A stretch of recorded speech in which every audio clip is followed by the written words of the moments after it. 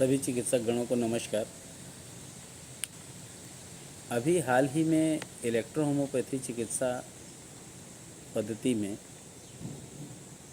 यूँ तो काफ़ी रिसर्च हुए हैं, बट आज नासक ने एक बहुत बड़ी उपलब्धि हासिल की है, जिसमें कैंसर सेल जो कि लीवर का कार्सिनोमा बोलना चाहिए, उसको क्योर किए हैं। फरवरी में एक केस हमारे पास आया था और जून आते आते 15 जून को रिपोर्ट आई है, उसमें कार्सिनोमा सेल उसके अंदर नेगेटिव आया है।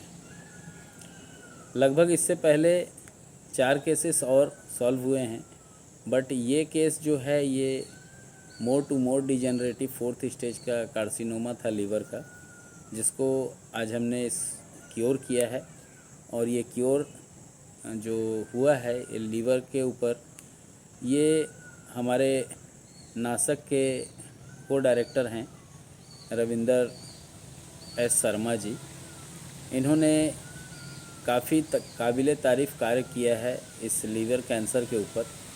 और पेशेंट को जो खा नहीं सकता था कुछ, पानी के ऊपर भी पानी भी उसको मना कर दिया गया था, उसको एसाइटिस जैसे कंडीशंस डेवलप हुए थे और वो भी क्योर हुए। मॉडरेट एसाइटिस भी क्योर हुआ, वो तो लगभग 2 महीने के अंदर ही क्योर हो गया था। बट लास्ट की जो अभी रिपोर्ट आई है 15 जून की, उस रिपोर्ट में स्पष्ट शब्दों में डॉक्टर ने डिक्लेयर कर दिया कि नहीं, अब तो मेडिसिन खाने की आवश्यकता भी नहीं है, बट 6 महीना दवाई उनकी और चलेगी। बात है कैंसर सेल के ऊपर, तो इलेक्ट्रोहोमोपैथी चिकित्सकों को ये मालूम होना चाहिए कि कंसेप्ट क्या होना चाहिए।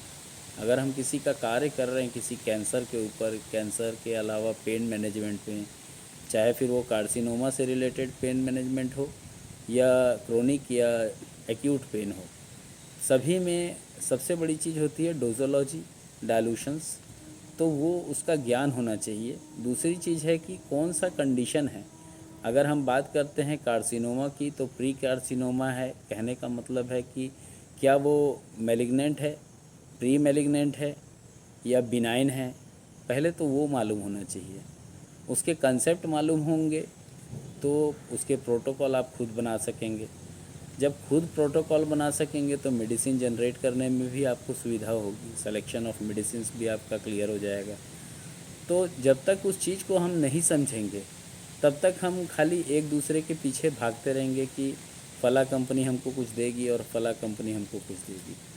इस पे मत जाइए। ज़्यादा अच्छा है कि कंसेप्ट को क्लियर कीजिए। चाहे तो हम यूं ही बात होती है कि नहीं, हम तो 2-4-5 हज़ार रुपये यूं ही फूंक देते हैं। भाई, फूंकने से क्या होता है, सीखिए। और सीखने के लिए 2 माध्यम होते हैं, चाहे तो पुस्तक जिसका हम अध्ययन करके एक सफल चिकित्सक बनते हैं, या सफल कोई भी चीज़ को हम पढ़ते हैं तब हमारे पास गुण आता है उसका। तो इसके ऊपर एक बुक आई है, इलेक्ट्रोहोमोपैथी महाग्रंथ पार्ट 3, और ये कैंसर के ऊपर कार्य करने वाले चिकित्सकों के लिए विशेष अनुभव है, जिसमें 20 प्रकार के कैंसर के ऊपर डेफिनेशन दिया हुआ है।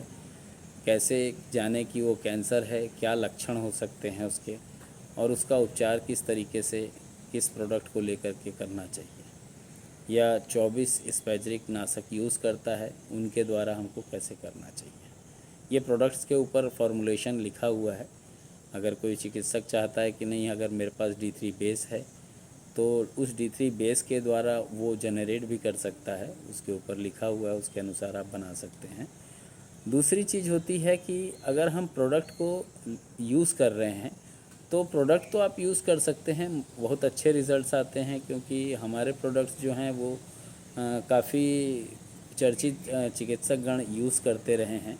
चाहे फिर वो हैदराबाद से सिंह साहब हों, आपके खरगोन के डॉक्टर साहब हों, या बात करूं जोधपुर या जयपुर के डॉक्टर साहब हों जो कैंसर पे काम करते हैं।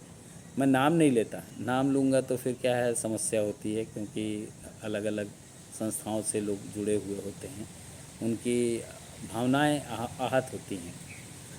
बात है कैंसर के ऊपर, तो हाल ही में एक ओसोफेगस का कैंसर भी क्योर किए थे, जो कि हार्मोनल डिसबैलेंस के साथ में था, जिसमें पेशेंट जो था वो थायराइड को भी ग्रसित था और डायबिटीज़ को लेकर के भी ग्रसित था।